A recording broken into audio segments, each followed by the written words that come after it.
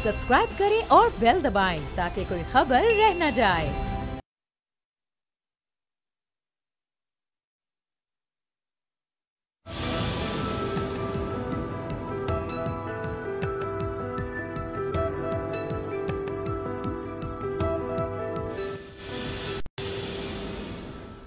अस्सलाम वालेकुम व्यूअर्स, आप देख रहे हैं तब्दीली और मैं हूं आपके साथ अमीर अब्बास। आज से ठीक 10 महीने पहले 18 अगस्त 2018 को इमरान खान साहब मुल्क के 22वें वज़ीर आज़म के तौर पर सामने आए।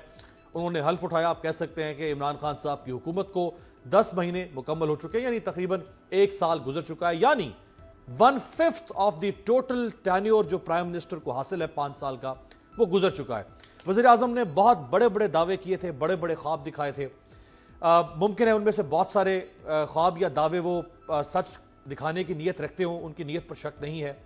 लेकिन मैं प्रोग्राम के आगाज़ में आपके सामने प्राइम मिनिस्टर की जो 10 महीने की जो कारकर्दगी है, उसमें ऐसा बहुत कुछ है जो अभी तक शुरू नहीं किया जा सका, ऐसा बहुत कुछ है जो मुकम्मल हो सकता था वो मुकम्मल भी नहीं हो सका।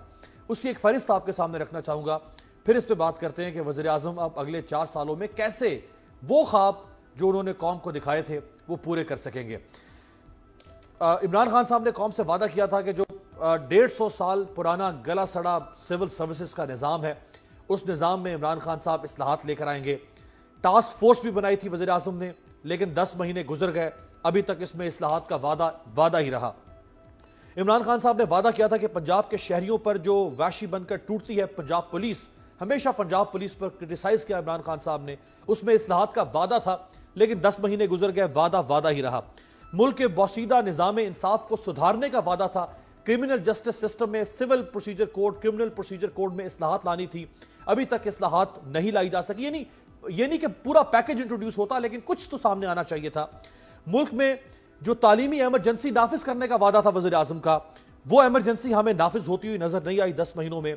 10 महीने गुजर गए, लेकिन 50 लाख घरों के मंसूबे में कोई खातिर ख्वाह पेशरफ नहीं हो सकी। आगाज जरूर हुआ है बाज़ शहरों में, लेकिन कोई खातिर ख्वाह नजर आने वाली पेशरफ नहीं हो सकी। गैर मुल्की कर्ज उतारने के बजाय कर्जों में इजाफा हो गया है। करप्ट चोरों और लुटेरों के एहतसाब का वादा था वज़ीर आज़म का, लेकिन वही लोगों का एहतसाब हो रहा है जो पहले से मुकदमात चले आ रहे हैं। वज़ीर आज़म की हुकूमत ने, इमरान खान साहब की हुकूमत ने कोई केस इनिशिएट नहीं किया। नैब और एंटी करप्शन में रिफॉर्म्स इंट्रोड्यूस करनी थी प्राइम मिनिस्टर ने। Anti corruption Punjab, anti corruption Khyber Pakhtunkhwa, वहां पर रिफॉर्म्स नहीं आ सकी। नैब के अंदर कोई इस्लाहाती बिल नहीं आ सका। सरकारी अफसरान और ब्यूरोक्रेसी के पास जो बीसीओ कनालों पर बने बड़े बड़े घर हैं, जिनको इमरान खान साहब हमेशा कहते थे कि इनको हम अवामी इस्तेमाल में लाएंगे, अभी भी डीसीओ, डीपीओ, कमिश्नर, आरपीओ ये उन्हीं घरों में रह रहे हैं जो जीओआर की रेजिडेंसेज हैं। इमरान खान साहब उसका कोई मुतबादल सामने नहीं ला सके। गवर्नर हाउसेज और दीगर आलीशान जो महलात हैं, उनको अवामी इस्तेमाल में लाने का वादा था, लेकिन वो वादा भी अभी तक सिर्फ वादा ही है 10 महीनों के बाद। गवर्नेंस का जो स्ट्रक्चर है पाकिस्तान का पूरा, उसको जदीद रियासत के मुताबिक हम आहंग करने का वादा था वज़ीर आज़म का, लेकिन यह वादा भी अभी तक वफा नहीं हो सका। मुमकिन है आगे जाके कुछ हो चीजें ठीक, लेकिन हम 10 महीने की बात आपसे कर रहे हैं। खैबर पख्तूनख्वा में तहरीक इंसाफ की हुकूमत का 6ठा साल है, यानी दूसरी बारी है खैबर पख्तूनख्वा में, और हजारा सूबा बनाने का वादा था इमरान खान साहब का, लेकिन इमरान खान साहब हजारा सूबा नहीं बना सके। टैक्स के निजाम में रिफॉर्म्स लानी थी, वो भी वादा किसी हद तक पूरा हुआ है, लेकिन अभी मुकम्मल तौर पर पूरा नहीं हो सका। सरकारी अफसरान की जो प्रमोशंस और पोस्टिंग्स हैं, उनमें मेरिट और काबिलियत को लाने का वादा था, वो निजाम कोई सामने नहीं आ सका कि आइंदा से अगर सरकारी अफसरों की ट्रांसफर पोस्टिंग्स होंगी, प्रमोशंस होंगी, तो वो किस कानून और किस म्यार के तहत होगी। स्टील मिल्स और पीआईए जैसे तबाह इदारों के रिफॉर्म्स का या रीस्ट्रक्चरिंग का वादा था, यह भी अभी तक वादा ही है। वज़ीर आज़म पाकिस्तान ने वादा किया था कि वो असेंबली के इजलास में शिरकत करेंगे और प्राइम मिनिस्टर का एक क्वेश्चन आवर हुआ करेगा जिसमें वज़ीर आज़म खुद सवालों के जवाब देगा। यह वादा भी अभी तक सिर्फ वादा ही है। कप्तान ने अपने वसीम अकरम प्लस की हैरत अंगेज कारकर्दगी दिखाने का वादा किया था, यानी उस्मान बुज़दार का। 10 महीने हो गए, कुछ समझ में नहीं आ रहा कि वसीम अकरम प्लस की कारकर्दगी क्या है। निजाम सेहत में इस्लाहात का वादा था, सनती इनकलाब का वादा था, ज़रई मईशत में इनकलाब का वादा था। 5 महीने गुजर गए, लेकिन सानिया साहिवाल के कातिल अपने अंजाम को नहीं पहुंच सके। जबकि इमरान खान साहब सानिया मॉडल टाउन पर सबसे बड़ी आवाज बनकर सामने आए, लेकिन उनके दौर में जो सानिया साहिवाल हुआ, 5 महीने से केस आगे नहीं बढ़ पा रहा। खैबर पख्तूनख्वा हुकूमत में 9 महीने में क्या कारकर्दगी दिखाई है, कौम बेखबर है। ممکن ہے کارکردگی دکھائی ہوگی لیکن لوگوں کو نہیں پتا کہ کیا کارکردگی ہے. پنجاب حکومت نے 9 مہینوں میں کیا مارکا سر کیا ہے, سوائے 2-3 پروجیکٹس کے علاوہ کچھ نظر نہیں آ رہا کہ وہ کیا کام کیا ہے. زرتاج گل پر اقربا پروری کا الزام, لیکن وزیر اعظم کوئی مثالی ایکشن نہ لے سکے. اعظم سواتی پر غریب لوگوں پر تشدد کا الزام, لیکن وزیر اعظم نے انہیں دوبارہ وزیر بنا دیا. فیصل واڈا پر اثاثے چھپانے کا الزام, لیکن وزیر اعظم خاموش رہے. فواد چودھری نے ایک سینئر صحافی کو تھپڑ مارا, لیکن وزیر اعظم خاموش رہے. نون لیگ نے علی جہانگیر صدیقی کو سفیر لگایا تو تحریک انصاف نے آسمان سر پر اٹھا دیا. اب اسی علی جہانگیر صدیقی کو عمران خان صاحب نے ambassador at large for foreign investment لگا دیا. یہ ہے 10 مہینے کی صورتحال. ایسا نہیں ہے کہ کچھ اچھے کام شروع نہیں ہوئے, بہت سارے اچھے کام بھی شروع کیے ہیں وزیر اعظم نے, بہت سارے انپریسیڈنٹڈ کام بھی شروع کیے ہیں. بچت کا سلسلہ انہوں نے شروع کیا, انہوں نے بہت ساری ٹاسک فورسز بنائی تاکہ کیتھارسس کیا جا سکے پاکستان کے مختلف اداروں کے اندر کام کو کیسے بہتر کرنا ہے.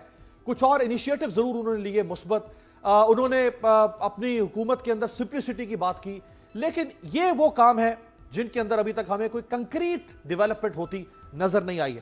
میرے ساتھ جو انتہائی آنریبل پینل موجود ہے, آپ سے تعارف کرواتے ہیں. سابق گورنر سندھ پاکستان مسلم لیگ نواز کے آنریبل سینئر ممبر محمد زبیر صاحب کراچی سے. زبیر صاحب آپ کا بہت شکریہ. فردوس شمیم نقوی صاحب آنریبل ممبر پاکستان تحریک انصاف اور اپوزیشن لیڈر ہیں سندھ اسمبلی میں. نقوی صاحب آپ کا بھی بہت شکریہ. اور بریگیڈیئر ریٹائرڈ فاروق حمید صاحب سیاسی و دفاعی تجزیہ نگار ہیں, میرے ساتھ موجود ہیں لاہور اسٹوڈیو میں. آپ کا بھی بہت شکریہ. زبیر صاحب آپ سے آغاز کروں گا. سر میں نے ویسے صرف ایک سائڈ دکھائی ہے, کچھ اچھے کام ہیں لیکن چونکہ وقت پروگرام میں ساری باتیں سمیٹی نہیں جا سکتی, بٹ ہمارا سوال یہ ہے کہ یہ جو وعدے تھے عمران خان صاحب کے, یہ اگر 1 سال گزر گیا ان پہ کوئی پیش رفت یا ڈیولپمنٹ نہیں ہوئی تو اب ہی is left with 4 years only. Amir, اس میں میرا خیال ہے جو سب سے زیادہ امپورٹنٹ جو ایریا تھا جس کا آپ نے تھوڑا سا ذکر کیا لیکن ایک جو تفصیلی ذکر کرنے کی ضرورت تھی وہ معیشت کے حوالے سے, کیونکہ at the end of the day ہر چیز اکانومی پر ڈپینڈ کرتی ہے. 20 کروڑ 21 کروڑ عوام جو ہیں پاکستان کے, وہ جو ایکسپیکٹیشن لے کے بیٹھے تھے, سو وہ اس کے میں 1 منٹ میں آپ کو اہداف پیش کر دوں.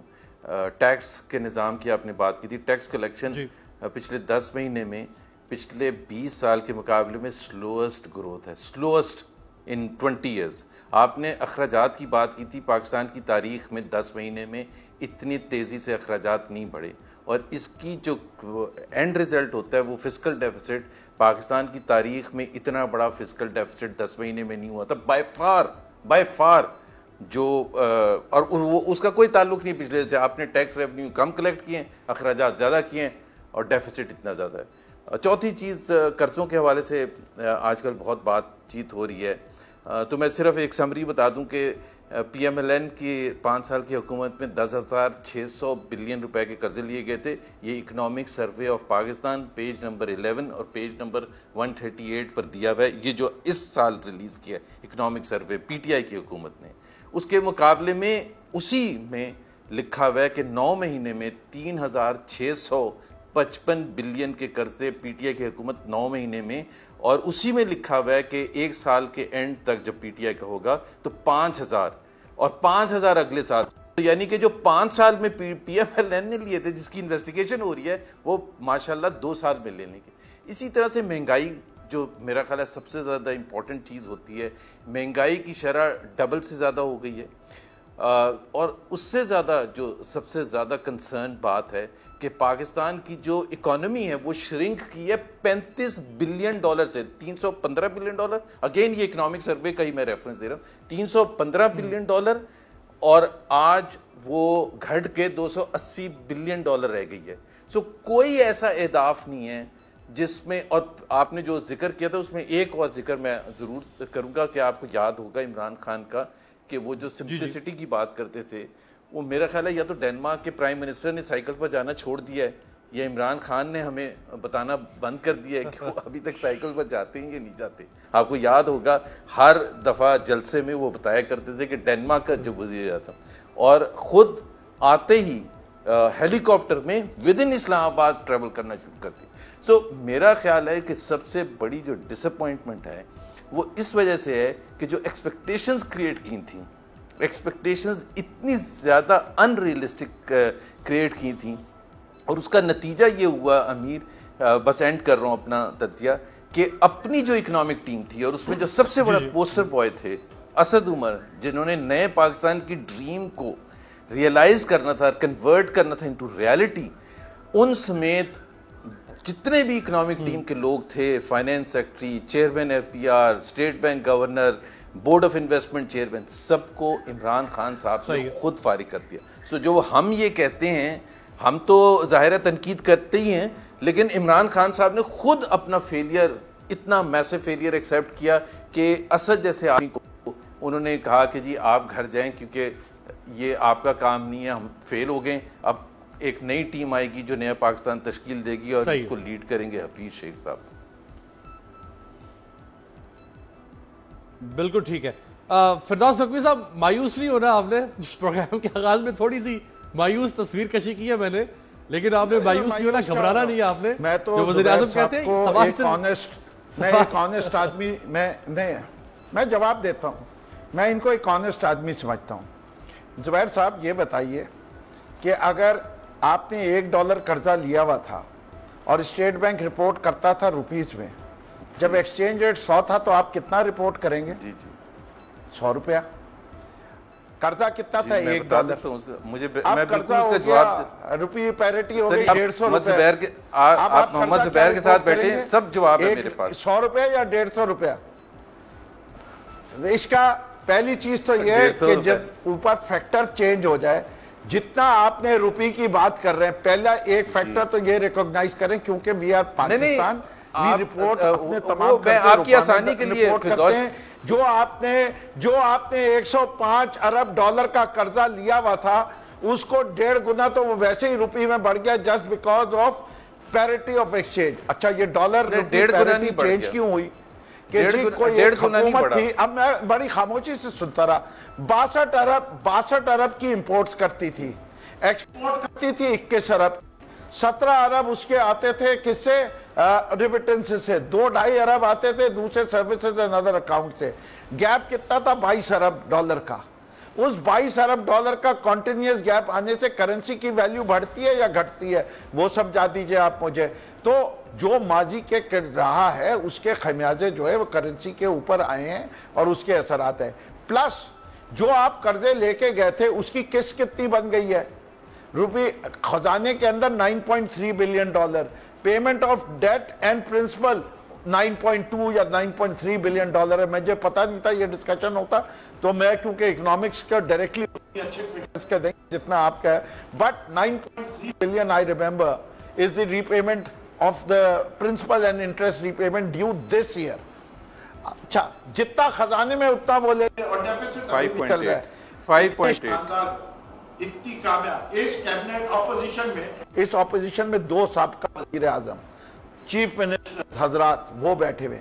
یہ بتائیے آپ نے شیڈو بجٹ کیوں نہیں بنا کے پیش کیا؟ اگر آپ یہ سمجھتے ہیں یہ بجٹ اتنا برا تھا اور آپ کے پاس ملک کی معیشت کے چلانے کے لیے بہت بہتر تھے، دے دیتے. اور آئی ایم ایف کا پروگرام سے اگر پہلے کہہ رہے تھے جب اسد عمر کوشش کر رہے تھے کہ آئی ایم ایف پروگرام میں نہیں، آئی ایم ایف پروگرام میں جائیے. جب آئی ایم ایف پروگرام میں نہیں جاتے تو اسد عمر کو آپ اتنا کہ برا بھلا کہتے تھے. وہ کہتے تھے، میں نے خود کانوں سے سنا ہے، ٹی وی پہ اس وقت وہ پوسٹر بوائے نہیں تھے، نظر آتے تھے.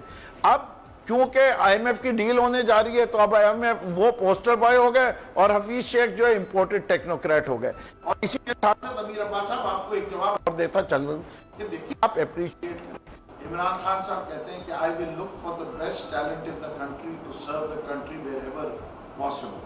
حفیظ شیخ صاحب کا کچھ ہی ماضی کا بیک گراؤنڈ ہو، ان کو ریکمینڈ کیا، ان کی ذاتی ملاقات نہیں تھی، ان کو جن بھی ایکسپرٹ سے انہوں نے کانٹیکٹ کیا، انہوں نے کہا this is the man who can get you a deal with IMF.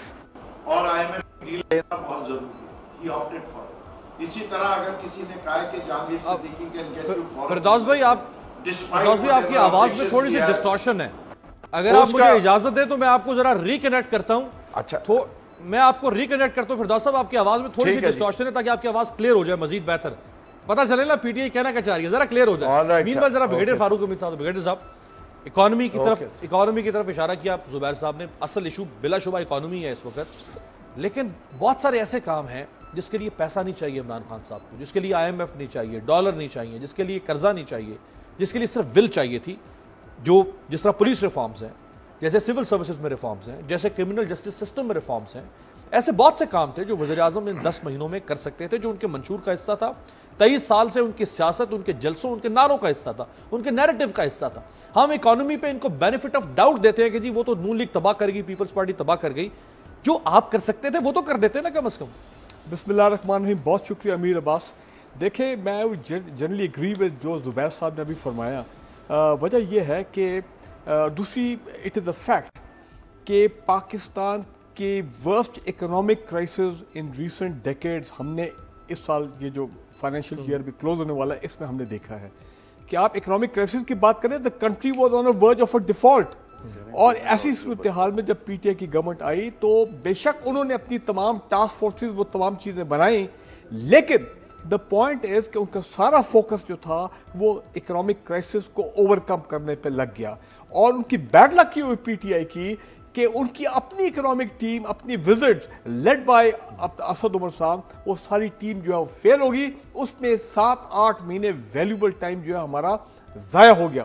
ٹھیک ہے, گورنمنٹ کا لانچنگ ٹائم تھا. جی بالکل, لانچنگ ٹائم بیس اس سے یہ پورا سال جو ہے تقریباً کا, اور سچویشن بڑی مایوس کن رہی ہے, although there are lot of positive things which have taken place. تو میں سے یہ کہنا چاہ رہا ہوں کہ دیکھیں آپ, کچھ حالات جگہ پہ بہتری آئی ہے, پی آئی اے میں اوور آل بہتری آئی ہے, کوشش وہاں پہ کی جا رہی ہے, ریلوے میں اوور آل بہتری آئی ہے, کچھ پبلک سیکٹر میں پبلک کازز جو ہے وہاں پہ کوئی تھوڑے نئے انیشیٹو دیکھ رہے ہیں.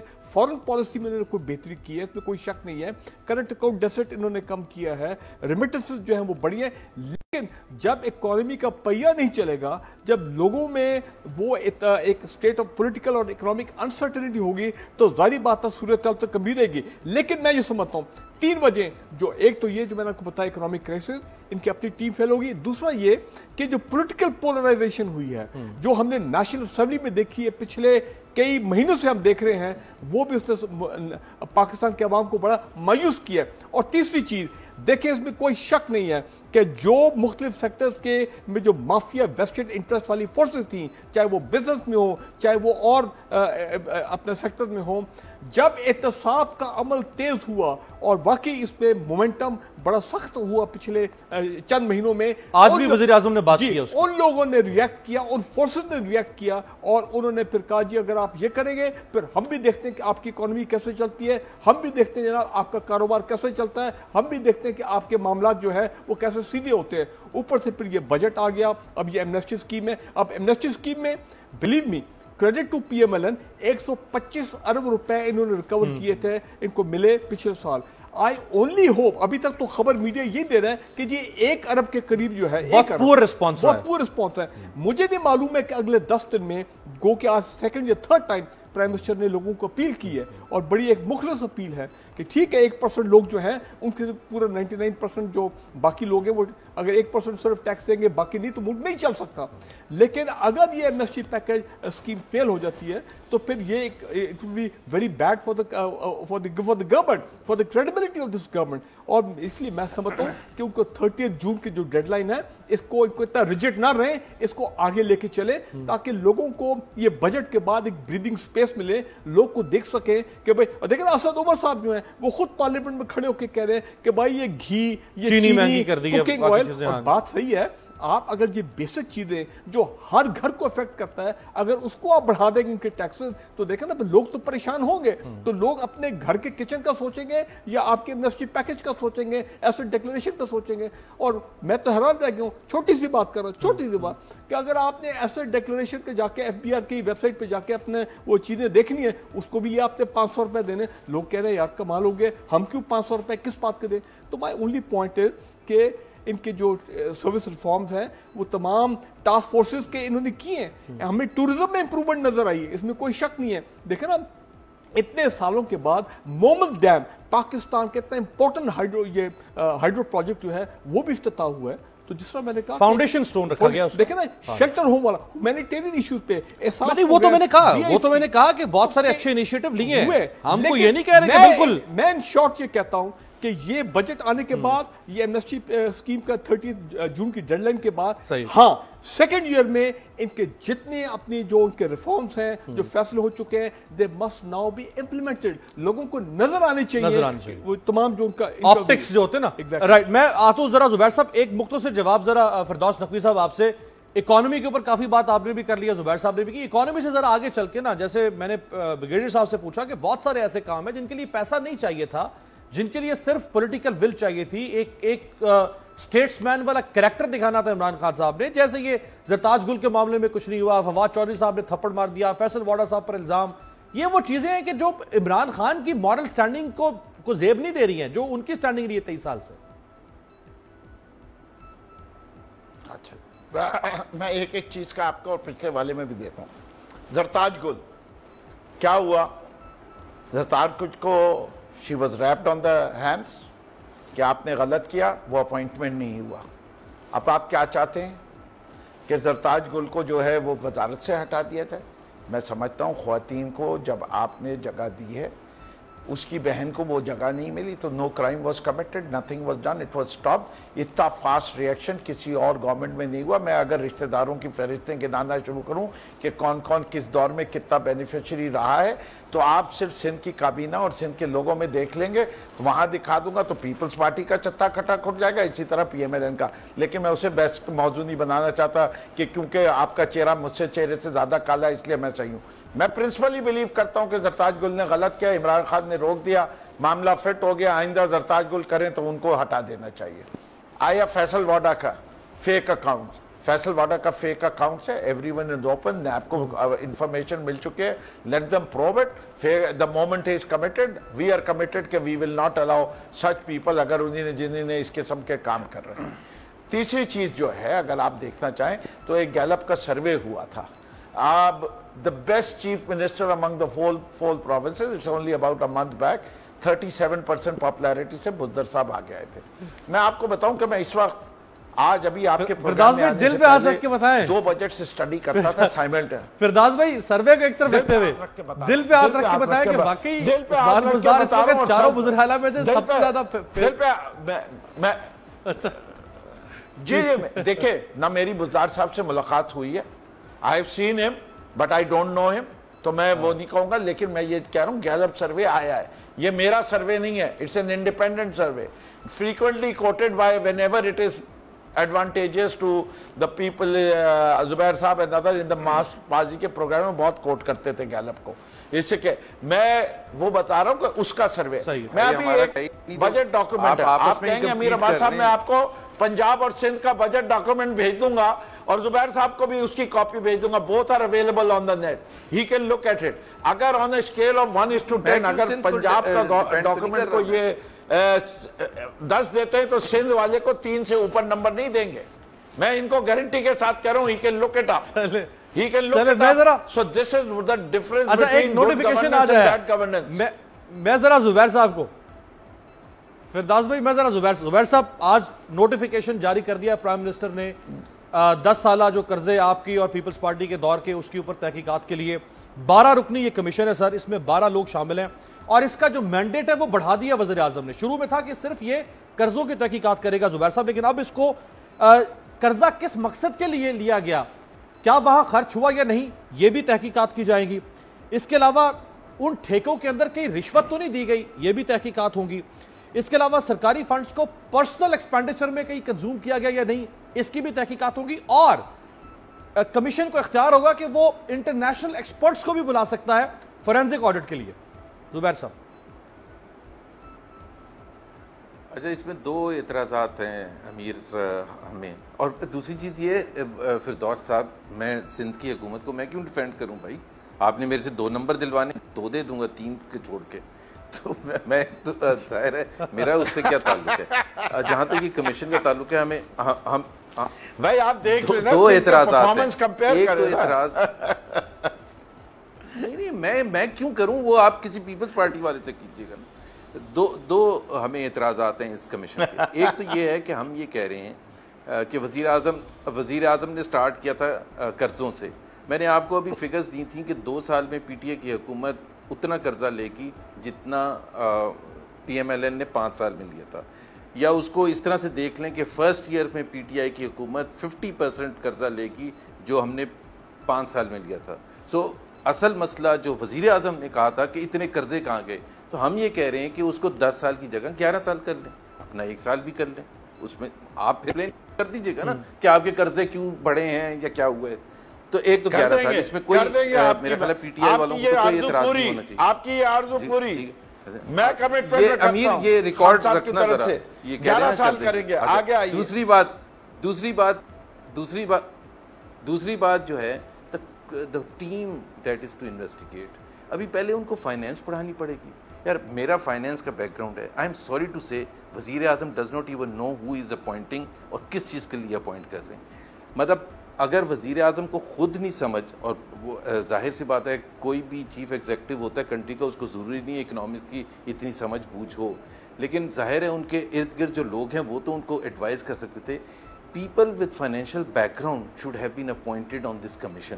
کیونکہ پہلے تو ان کو یہ سمجھنا چاہیے، یا اس گروپ میں بھی فار ایگزامپل ہم جو بیٹھے ہیں، کہ یہ قرضے کی جڑ سٹارٹ کہاں سے ہوتا ہے، وہ ہوتا ہے فسکل ڈیفیسٹ سے. تو فسکل ڈیفیسٹ کی انڈرسٹینڈنگ ہے ایک نیب کے وائس چیئرمین کو، یا ایف آئی اے کے پولیس آفیسر کو، یا آئی ایس آئی کے آفیسر کو، یا آئی بی کے آفیسر کو. Let's be honest about it. اس میں کیا خرابی ہے کہ اگر آپ ٹاپ فائنینشیل ایکسپرٹس کو لگاتے، آپ پرائیویٹ سیکٹر سے بھی لگا سکتے تھے. آپ شوکت ترین کو فار ایگزامپل، ایک میں ایگزامپل دے رہا ہوں، Shaukat Tarin is very close to the prime minister, اور وہ فائنینس منسٹر بھی رہ چکے ہیں، بینک کو بھی ہیڈ کرتے رہے ہیں، انٹرنیشنل ریپوٹیشن ہے. تو ایک کانفیڈنس بھی آتا ہے سب میں کہ بھائی ایک ایسا بندہ جن کا پالیٹکس سے بھی کوئی تعلق نہیں ہے اور جس کی انڈرسٹینڈنگ بھی کلیئر ہے، وہ ایک انویسٹیگیشن کر رہا ہے. تو میرا تو اپنا خیال یہ تھا کہ ایک اگر آپ نے کرنا ہی تھا. بائی دا وے آپ کو میں یہ بتا دوں امیر کہ یہ 1 گھنٹے کی پریزنٹیشن ہے کہ وزیر اعظم کو سمجھنے کے لیے کہ قرضے کیسے آئے اور کہاں گئے. اور دوسری بات یہ ہے کہ آپ اس پر کیا مذاکرہ خیز بات ہے یا نہیں ہے کہ جس دور کے لیے وہ کر رہے ہیں انویسٹیگیشن، اس کے وزیر خزانہ آپ کے ساتھ بیٹھے ہوئے.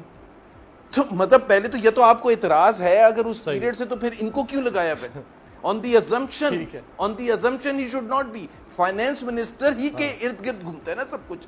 قرضے تو فائنینس منسٹر کے فل سٹاپ کامے کے بغیر ہو ہی نہیں سکتے. کہاں سے آتے ہیں، نیگوشیٹ کیسے ہوتے ہیں، ٹرمز کیا ہوتے ہیں، ڈسبرس ہوتے ہیں. تو آپ نے پہلے تو یا تو ان کے 5 سال نہ کرتے پارٹی کے. ایک مجھے بریک کا کہا جا رہا ہے زبیر صاحب، بڑا ویلڈ پوائنٹ آپ نے رکھا ہے کہ حفیظ شیخ صاحب کے زمانے میں جو قرضے لیے گئے، آج حفیظ شیخ صاحب دوبارہ وزیر خزانہ ہیں، اور زیادہ قرضہ لیا ہی پیپلز پارٹی نے تھا، پی ایم ایل اے نے تو کم قرضہ لیا تھا. تو اب یہ کمیشن حفیظ شیخ کو کیسے انویسٹیگیٹ کرے گا، یہ بھی بڑا ایک دلچسپ سوال ہے. ایک آپ کی اجازت سے ایک بریک سے واپسی پہ بات کرتے ہیں. سپریم کورٹ کے سینئر ترین جج جسٹس گلزار احمد صاحب نے بھی بڑے سخت ریمارکس دیے ہیں گورننس کے کچھ معاملات کے اوپر، اور اس سے پہلے چیف جسٹس آصف کھوسا صاحب بھی کچھ کہہ چکے ہیں. بریک کے بعد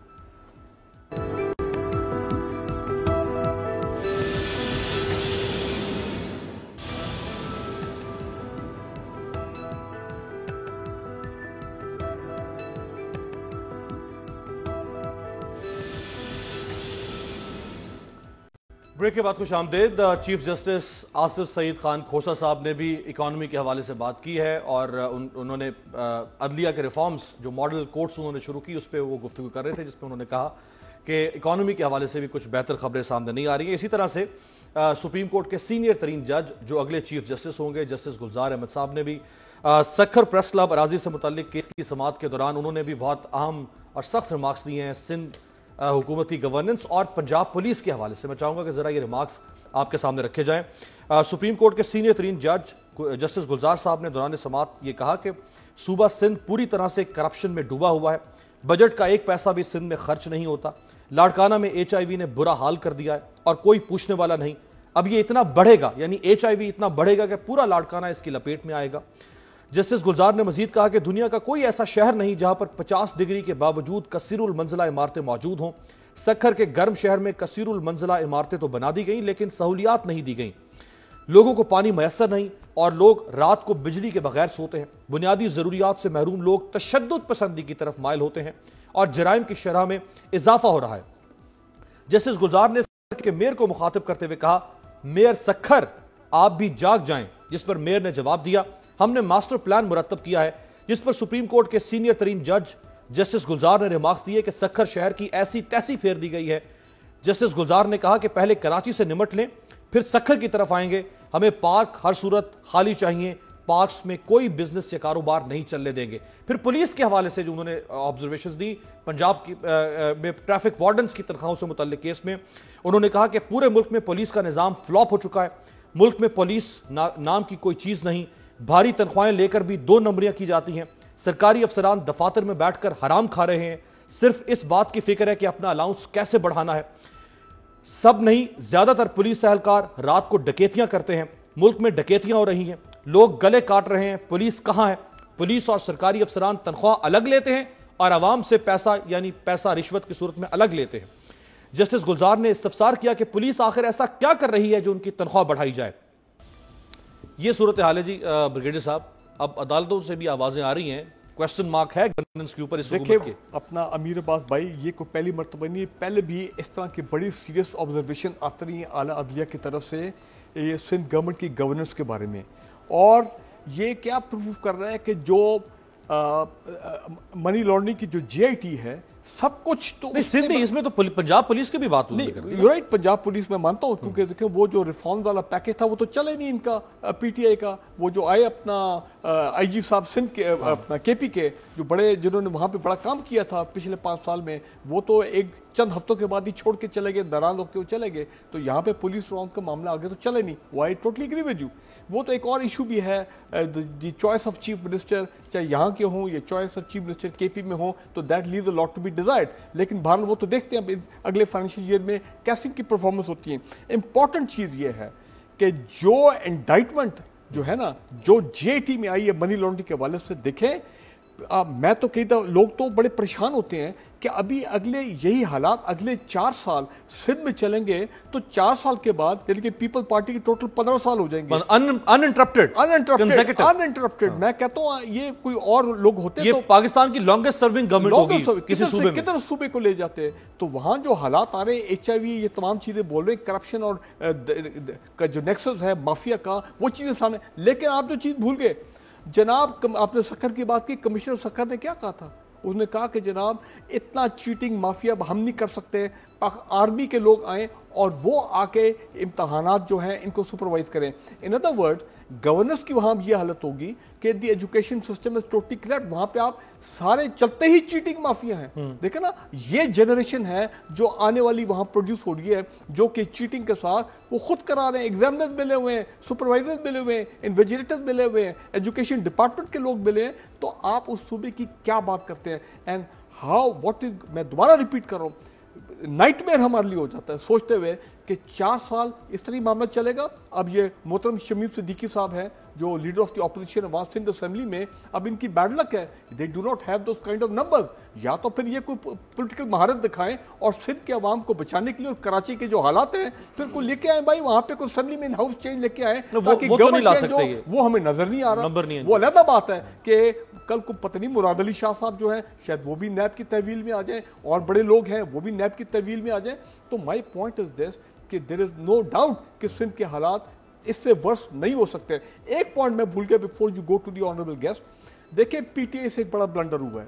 انہوں نے جو ان کی جو میڈیا اسٹریٹجی تھی, ان کے چاہے فیڈرل منسٹر ہوں یا ان کے پروونشل منسٹر جو انفارمیشن منسٹر شروع میں آئے ہیں, انہوں نے جو اینٹی میڈیا اپروچ رکھی اس کے پی ٹی آئی کو بڑا نقصان ہوا.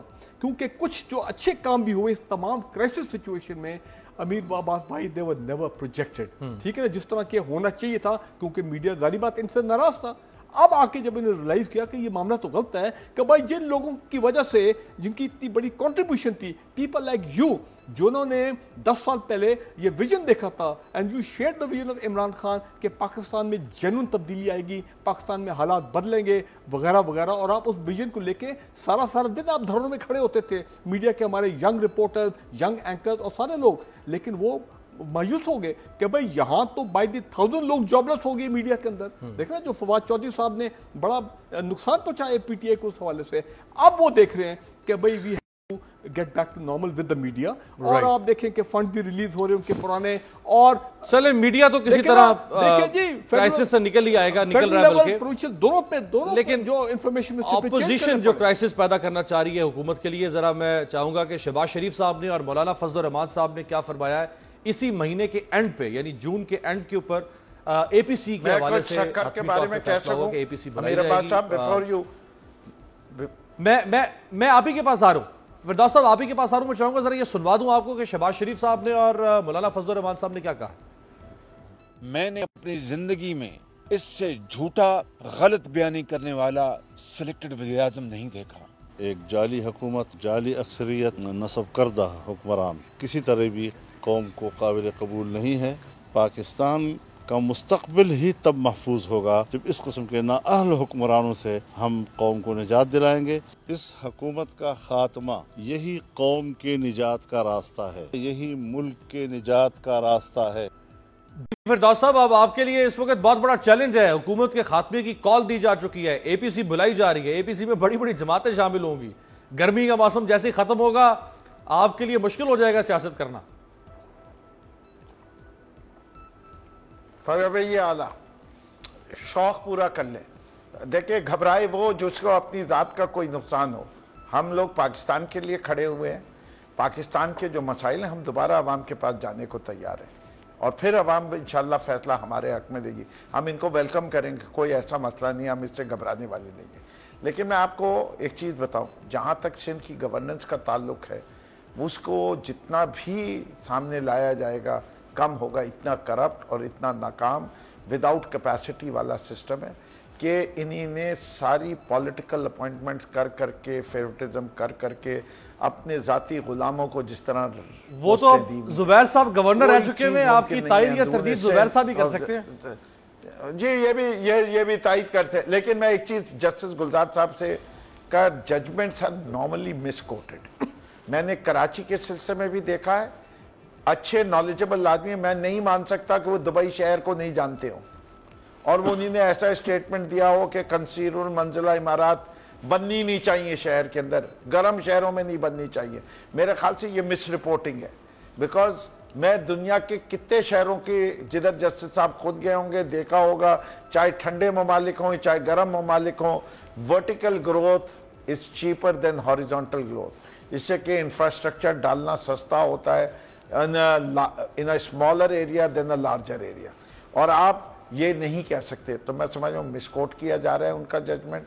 जहाँ तक उनका ये कि public spaces can not be occupied, parks के अंदर कोई कब्जा नहीं होना चाहिए, कोई कमर्शियल एक्टिविटी नहीं होती, वो बिल्कुल दुरुस्त फैसला है, उसको अमन और सदकना इम्प्लीमेंट होना चाहिए। लेकिन मैं आपको बताऊं कि एक केस था कि बाकायदा कह दिया गया कि जी उन्होंने बैन कर दिया पानी का कनेक्शन देने के या बिल्डिंग परमिट्स बंद हो गई हैं। मैं गया वहाँ कोर्ट में, मैंने उन्हें कहा मैंने नहीं किया। अगले दिन जो है वो रिलीज भी हो गया जस्टिस आनी मुस्लिम के पास, उन्हें कहा ऐसा कोई बयान नहीं प्लेस किया गया। तो ये ऐसी वाली बातें जो है ना सनसनी फैलाने के लिए की जाती हैं और कुछ नहीं है। तो मैं समझता हूँ मीडिया को एहतियात करनी चाहिए, जजेस की इज्जत का ख्याल रखना चाहिए, इससे कि ये पढ़े लिखे लोग हैं, इन्हें दुनिया देखी हुई है। ये नहीं है कि he is the next chief justice of Pakistan. जब ऐसी बात कोई कहेगा कि गर्म इलाकों में कसीरुल मंजिला इमारत नहीं होने चाहिए, तो हमारी इंस्टीट्यूशंस की बेअदबी होती है। हमें इसका बड़ा ख्याल रखना चाहिए। खासतौर पर मैं आपके मीडिया के दोस्तों से कहता हूं कि ऐसे जब तक आप एक्चुअली वेरीफाई ना कर ले, please don't air these kind of things. Zubair साहब क्यों हंस रहे हैं? और जहां तक बात है जुबैर साहब मुस्कुरा रहे हैं। देखिए, मैं एक आखिरी जुमला कह दूं, एक आखिरी जुमला अमीर भाई कह दूं और उसके बाद जरदारी साहब का सो कॉल्ड $20 बिलियन की बात हो रही है। अगर मैं इंटरनेट के असासों का असेसमेंट करूं, जो प्रॉपर्टीज आती हैं $20 बिलियन प्लस, और हमारे दूसरे भाई जिनके नुमाइंदे यहाँ बैठे हुए हैं उनका भी तकरीबन इतना ही है, शरीफ साहब के भी, कि उनकी शराफत के सबूत जितने, उनकी प्रॉपर्टी, उनके $20 अरब उनके समधी की प्रॉपर्टी हो, वो सब आती है, जो $20 अरब जिसके वो इंटरनेट के, मैं तो सोशल मीडिया की बात कर रहा हूँ। अगर $20 अरब किसी के स्टेक में एक लम्हे के लिए आप ये कह रहे हैं कि फिरदौस भाई लगा देगा, आप ये कह रहे हैं कि $20 अरब इंसाफ की हुकूमत गिराने के लिए, आप कह रहे हैं कि सर आप कह रहे हैं कि $20 अरब जरदारी साहब के एहसास से और $20 अरब शरीफ खानदान के एहसास से, आप ये कह रहे हैं क्या? جی یہ انٹرنیٹ کے اوپر اگر آپ کہہ رہے ہیں, میں یہ نہیں کہہ رہا ویریفائڈ کلیمز ہے یا کچھ ہے, میں آپ کو باقاعدہ کہہ رہا ہوں ابھی آپ چاہے وہ لوگ اسپیکولیٹ کر رہے ہوں لیکن وہ پراپرٹیز کے ایڈریسز کے ساتھ ہے, بینک اکاؤنٹس کی بات ہو رہی ہے. آپ خود دیکھ لیے نا ایون فیلڈ اپارٹمنٹس کی جو پرائس ہے اس وقت, وہ آپ دیکھ لیے کتنے ملینز آف ڈالر ہے, وہ وہاں کے ٹیکس ریٹرنز میں آ جائے گا, ایکوزیشن ویلیو بھی آ جائے گی, کرنٹ مارکیٹ ویلیو بھی آ جاتی ہے. زبیر صاحب زبردست طریقے سے زبیر صاحب کے پاس ایون زبیر صاحب یہ فردوس صاحب کہہ رہے ہیں کہ دبئی میں پراپرٹی ہے ان کی جو 2-3 ٹاورز ہیں. ایک زبیر صاحب 40 ارب ڈالر آپ دونوں کے ساتھ اس میں سے 20% بھی دے دے گا تو کام ہو جائے گا ملک کا. نہیں وہ نہ بھی دیں, یہ ہمارے پہ استعمال نہ کریں تو حکومتیں گرانے کے لیے وہ پیسے. چاہے سر پرائم منسٹر سے لے کے ان کے نیچے سب جھوٹ بولتے ہیں, وہ میں اس میں بحث میں نہیں جاؤں گا. بٹ یہ جو جج صاحب کی بات کر رہے تھے, سپریم کورٹ نے ججمنٹ دی تھی کراچی کے حوالے سے کہ 4 فلور یا 6 فلور سے زیادہ اونچی بلڈنگ نہیں بننی چاہیے. تو یہ مس کوٹ کوئی بھی نہیں کیا تھا یہ سپریم کورٹ نے, اور اس فیصلے کو پھر واپس لیا تھا کیونکہ جب ان کو سمجھایا گیا تھا کہ ظاہر سی بات ہے یہ عوام کے لیے اور ہر ایک کے لیے کتنا مشکل ہو جائے گا. دوسری بات جو بریگیڈیئر صاحب نے بھی کی تھی کہ میڈیا کی ہینڈلنگ غلط تھی. میڈیا کی ہینڈلنگ غلط تھی یا نہیں تھی, پلیز انڈرسٹینڈ بریگیڈیئر صاحب کہ پوری اکانومی شرنک ہو رہی تھی, ہر سیکٹر میں یہ حال تھا. جو آپ میڈیا میں دیکھتے ہیں نا, لوگوں کی نوکریاں جا رہی ہیں یا یہ سارا پچھلے 10 مہینے میں آتے ہی شروع ہوا تھا. یہ صرف میڈیا میں نہیں ہوا تھا. آپ لارج سکیل مینوفیکچرنگ دیکھ لیں, نیگیٹو گروتھ ہے, سروسز نیگیٹو گروتھ ہے, ایگریکلچر سیکٹر کی اتنی کم گروتھ پچھلے 30 سال میں نہیں ہوئی تھی. تو اس کا اثر کیا ہوتا ہے جب آپ کی انکم شرنک ہو رہی ہو, مہنگائی ڈبل سے زیادہ ہو رہی ہو. تو پچھلے 10 مہینے میں 45 لاکھ پاکستانی غربت کی لکیر سے نیچے جا چکے ہیں, اور 12 لاکھ سے زیادہ تقریباً ہر مہینے 1.25 لاکھ پاکستانی جابز لوز کر رہے ہیں. اور آپ اپنے میڈیا میں دیکھ لیں سامنے, اور کہیں you don't have to go anywhere. So جس سیکٹر میں بھی جائیں گے یہی حال ہے. اور یہ بھی بتا دوں, through the numbers released by the ministry of finance, اس سال تو وہ 3.3% گروتھ کی بات کی ہے, اگلے سال وہ کہہ رہے ہیں 2.4% growth ministry of finance with 11 to 13% inflation. اس کا مطلب یہ ہوگا تقریباً 55 لاکھ مور مزید لوگ غربت کی لکیر سے نیچے آئیں گے. اس کا مطلب یہ ہوگا تقریباً 20 لاکھ لوگ جابز لوز کریں گے. سو جولائی 9 2018 کو جو پی ٹی آئی نے مینیفیسٹو دیا تھا اور اکنامک پلان دیا تھا, جس کے 2 ہفتے کے بعد الیکشن تھے, اس میں انہوں نے کہا تھا کہ ہم ہر سال 20 لاکھ جابز دیں گے. 20 لاکھ جابز تو درکنار, 20 لاکھ جابز ہر سال لوز ہوں گی نیکسٹ 4 ایئرس میں.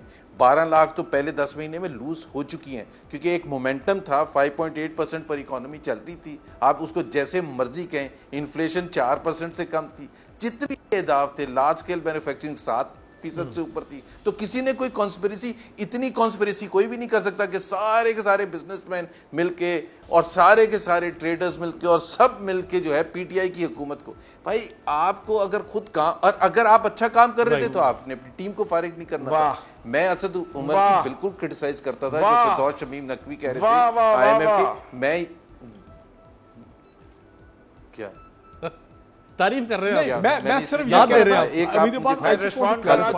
کہ بالکل جو زبیر صاحب کہہ رہے ہیں, زبیر صاحب کہہ رہے ہیں واقعی حالات واقعی ڈزمل تھے اکانومی کے. لیکن میرا پوائنٹ صرف یہ تھا کیونکہ میڈیا اینٹی میڈیا ایک اپروچ تھی, اس سے جو چھوٹا اچھا کچھ تھوڑا اچھا کام بھی ہوتا تھا, وہ پروجیکٹ اس طرح نہیں ہوتا. گورنمنٹ کی پرفارمنس پروجیکٹ ہی ہو رہی ہے ایگزیکٹلی جس طرح کے ہونا چاہیے. ہو سکتا ہے آپ کی بات صحیح. جی نقوی صاحب, آپ واہ واہ کیوں کر رہے تھے جناب؟ جی پہلی چیز یہ ہے کہ زبیر صاحب فیگرز کے اوپر بیس کر رہے ہیں اور اکانومی کی شرنک کرنے کی بات کر رہے ہیں. اس کی بنیادی چیزیں کیا ہیں؟ میں آپ کے حکومت کی فیگرز پر بیس کر رہا ہوں, اور جاب بڑھتی اس طرح ہے. میں آپ کی میں بات کر رہا ہوں, اے ڈی پی جتنا بڑھتا جائے گا اتنا فسکل سپیس جتنی بڑھے گی اتنی یہ جاب کریشن ہوگی. بات درست کہہ رہے ہیں وہ پرنسپلی. اے ڈی پی شرنک کیوں ہوا ہے؟ بیکاز اتنا زیادہ لون ری پیمنٹ آیا ہے, اتنے زیادہ اشفاق صاحب کے کم سے کم 3 پروگرام ان کے ساتھ کیے ہوئے ہیں, جس کے اوپر انہوں نے ثابت کیا ہے کہ آپ نے مائن فیلڈ چھوڑی ہوئی تھی. You had not taken the whole debt into cognizance. آپ کے جو منسٹر صاحب تھے انہوں نے جگہ جگہ پیش کیا تھا کہ 1 کروڑ جابز دیں گے. آپ بتا دیں پھر اپنی اکنامک ٹیم کو آپ نے فارغ کیا، ہم نے نہیں فارغ کیا. اس کی بات نہیں کر رہا. اسد عمر کو آپ نے فارغ کیا ہے، ہم نے نہیں کیا. FBI چیئرمین کو آپ نے فارغ کیا ہے اور وزیر اعظم نے کہا ہے کہ نن پرفارمنس کو فارغ کیا ہے. آپ جو ہے نہیں تو وزیر اعظم نے خود کہا کہ پرفارمنس خراب ہے، ہم نے نکالا ہے. کہ آدمی ہے نا، آپ جو اس وقت بات کر رہے ہیں اس میں کتنی سچائی ہے؟ آپ کے وزیر اعظم نے رانگ پالیسیز ہیں یا یہ، یا آپ کی صورتحال یہ ہے کہ آپ نے جو ہے فسکل سپیس نہیں چھوڑی ہے، اور یہ فسکل سپیس ریکور کرنے میں کم سے کم کوئی بھی پروگرام آپ کا بھی آئے گا تو 4 سے 5 سال لگیں گے. یہ 4 سے 5 سال زبیر صاحب نے ہاتھ جوڑ دیے، میں بھی ہاتھ جوڑ دوں. وقت ختم ہو گیا، وقت ختم ہو گیا. بہت بہت شکریہ فردوس بھائی، بہت بہت شکریہ. زبیر صاحب آپ کا بہت شکریہ، ویڈیو صاحب آپ کا بہت شکریہ. زبیر صاحب نے بھی ہاتھ جوڑ دیے، میرے بھی ہاتھ. آپ سے ملاقات ہوگی پیر کے روز. دیکھتے رہیے گا تبدیلی.